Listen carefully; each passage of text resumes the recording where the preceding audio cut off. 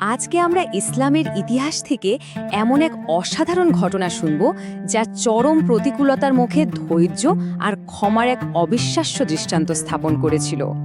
চলুন এই বর্ণনার গভীরে প্রবেশ করা যাক। এটা এমন একটা গল্প যেখানে দেখা যাবে কতটা কষ্ট সহ্য করার পরেও এক অবিশ্বাস্য ক্ষমা দিয়ে তার জবাব দেয়া হয়েছিল। তো গল্পটার শুরুটা হয়েছিল খুবই কঠিন একটা সময়ে। চারিদিকে তখন শুধুই নিরাশা আর কষ্ট। আর ঠিক এই পরিস্থিতিটাই তাকে তায়েফ শহরে একটা নতুন সফরের জন্য একরকম বাধ্য করেছিল। পরিস্থিতিটা ঠিক কেমন ছিল জানেন?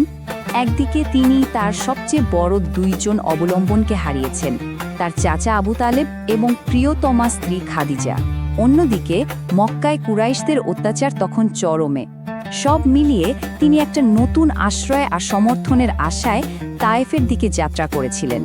তিনি তায়েফে পৌঁছালেন মনে একরাশ আশা নিয়ে, কিন্তু সেখানকার নেতাদের সাথে দেখা হওয়ার পরই সব আশা যেন হতাশায় মিলিয়ে যেতে শুরু করল।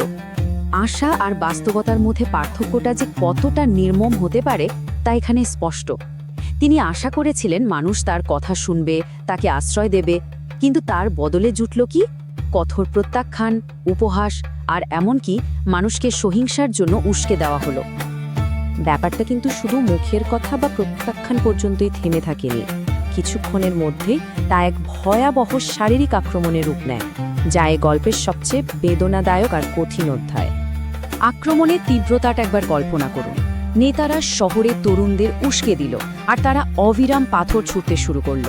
তার শরীর এতটাই রক্তাক্ত হয়ে গিয়েছিল যে জমাট বাঁধা রক্তে জুতো পায়ের সাথে আটকে গিয়েছিল। আর যখনই তিনি ক্লান্ত হয়ে বসে পড়ছিলেন, তাকে আবার জোর করে দাঁড় করিয়ে অত্যাচার চালানো হচ্ছিল। এই নির্মমতার পর তিনি কোনো মতে শহরের বাইরে একটা আঙুর বাগানে আশ্রয় খুঁজে পান। শরীর থেকে রক্ত ঝরছে আর মনটা তো চরমভাবে ব্যথিত।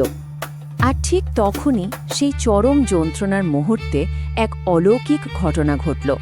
তার সামনে একটা সুযোগ এলো, প্রতিশোধ অথবা ক্ষমা, যে কোনো একটাকে বেছে নেওয়ার।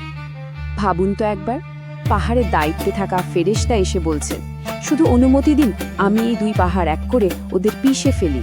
মানে শুধু একটা আদেশের অপেক্ষা, আর গোটা অত্যাচারী জাতি মুহূর্তের মধ্যে ধ্বংস হয়ে যাবে।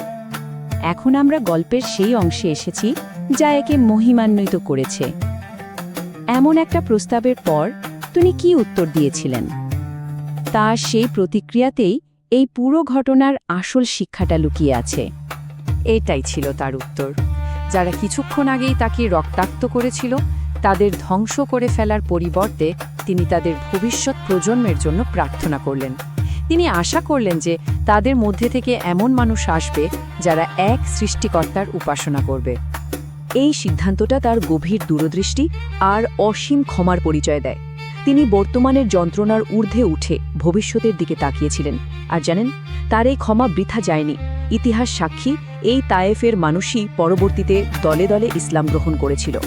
এই ঐতিহাসিক ঘটনাটা আমাদের সবার সামনে এক গভীর প্রশ্ন রেখে যায়, যে যন্ত্রণা হয়তো ক্ষমার অযোগ্য বলেই মনে হয়, তাকেও ক্ষমা করার মতো শক্তি মানুষ কিভাবে অর্জন করতে পারে।